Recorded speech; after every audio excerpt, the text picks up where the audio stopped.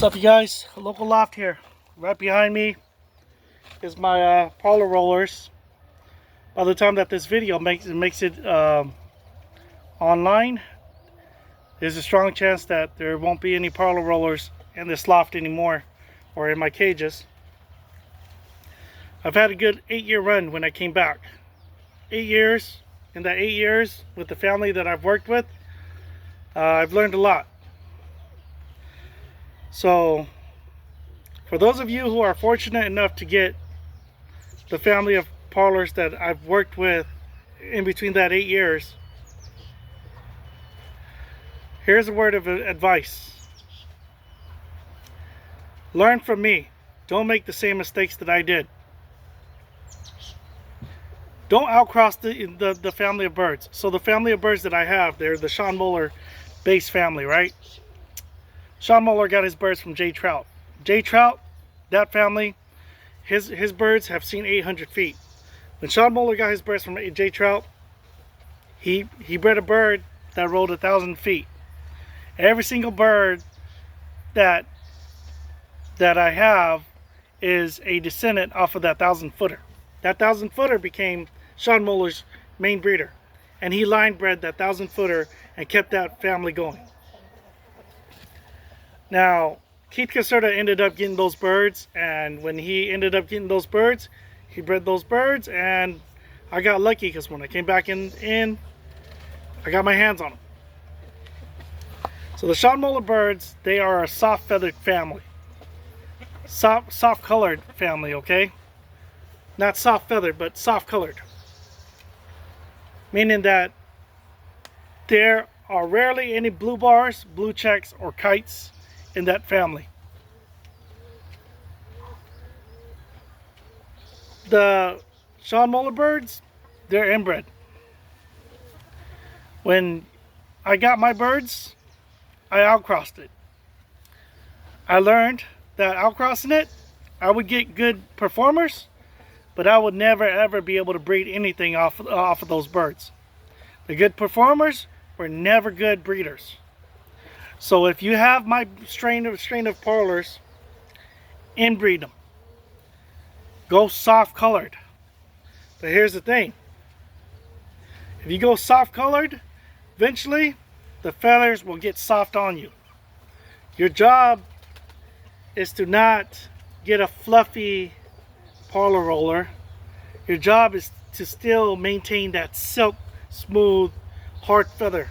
Okay? So this is going to confuse a lot of people.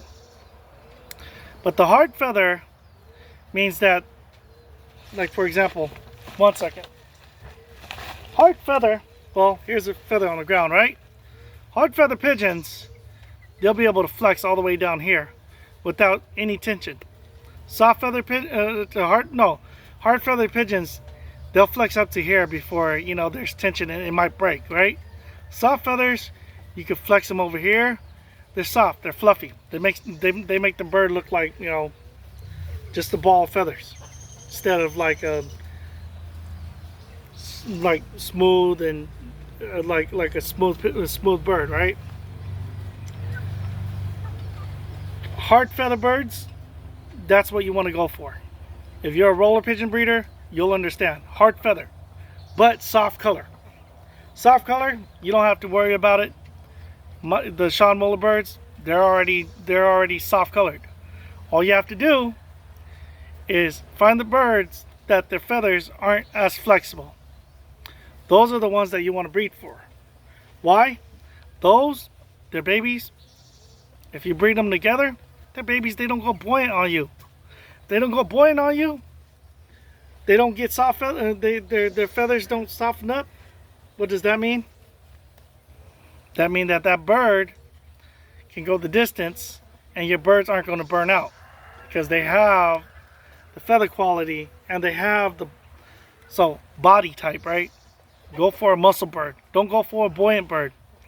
If you're starting to get smaller birds, your birds are still going to go the distance, but they may burn out a lot quicker. So soft color is already there. Go for a hard feathered muscle bird. If you breed for those birds a hard-feathered muscle bird, this line will continue to perform and outperform other lines for the next 10, 15, 20 years. These birds, they ground off the nest. Once they get to about 6 months of age or after the second molt, you take them onto a field. If they don't flip on you, flip one or two, they'll take off. You don't have to worry about these birds flying on you. Typically, these birds, I don't have to worry about them not locking into the roll. Normally, if I take them, they're already going to start flipping and rolling, right? There are other families where you have to work with those families before they go past 10 feet. This family, it doesn't do that. So you don't have to worry about that. Sean Moeller, Jade Trout, they bred that into these birds. I did the same too. After I figured out that outcrossing them was bad, because I lost the handleability, I lost the performance. I mean, the performance was there, but I lost the handleability. That's why I preferred to inbreed that family of birds. If you outcross these birds, only outcross it because you have no choice. Inbreeding, there is problems with inbreeding, okay? You're going to get birds with crooked beak and birds that walk on their hands. Those are the ones that you just get rid of, okay? But if you can, right? Your longest, farthest rolling parlor, whether if it's a buoyant, soft feather bird or a hard feather muscle bird, always breed that onto a hard muscle bird. Hard feathered muscle bird. Soft color, this family has it already. There will be genetic defects. I like father-daughter, mother-son. So there will be genetic defects. You got to figure out your birds. But eventually you'll be able to eliminate that. The reason why I'm saying this is because in the next 4 or 5 years, or whenever I come back in the game, I don't want you guys to ruin my birds because you guys are breeding based on pedigree. Breed them the way that I would breed them. Yes, you do breed based on pedigree because they have to inbreed. But at the same time, don't lose that body. Don't lose the hard feather. The soft feather will soften your birds up. But if you maintain the select for hard feather birds, your birds will go the distance for the next 10, 15, 20 years. When I come back, I hope that this video saves my line from deteriorating. A lot of people, they have my birds, okay? I know Efren Lopez, he has my birds. Pee-wee, Joe Keyser, Tornado, Sandy, Bo, Foy, Chang, Wally. Most of you guys know what you guys are doing with it. But it's the generation that follows after you guys that get birds from you guys that don't know what the heck they're doing.